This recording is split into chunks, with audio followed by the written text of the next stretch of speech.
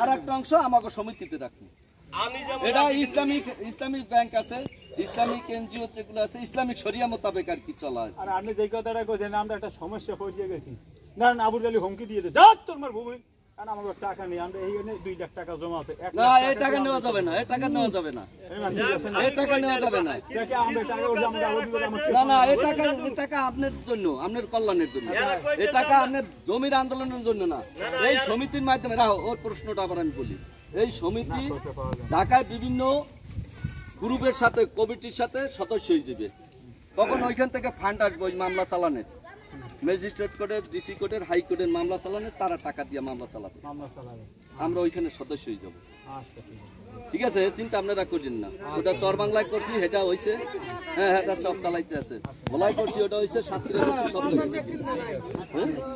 আর কি প্রশ্ন আছে? এই বেলাল মাঝি, বেলাল মাঝির পান দিয়ে থহিন থিও তো, নাহলে হইন তোমার ধারে পাবো। আর একটু প্রশ্ন আছে, সাইডে একটু প্রশ্ন আছে, সরে ধায়নি। এই যে বেলাল মাঝি, আচ্ছা এখন কথাটা আল্লাহ যায় আর আসে না, এখন ব্যক্তিগত ভাবে যাই না, সিদ্ধান্ত না কি সমিতির ব্যাপার, সমিতির ব্যাপার ফাইনাল, সমিতিতে যারা নতুন ঢুকবে, এই কও সমিতির ব্যাপার ফাইনাল, নতুন ঢুকবে তারা কি 500 করে দিয়ে ঢুকবে? হ্যাঁ হ্যাঁ 500 কোটি, 500 কোনটা? জমিনের 300, জমিনের 300 আর সমিতির 200, 500। এটা হইলো হ্যাঁ যারা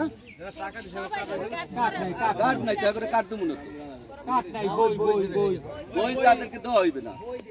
আর সমিতির সমস্ত সুবিধা অসুবিধা পাইবে কেনা, সদস্য হয় নাই তারা পাইবে না।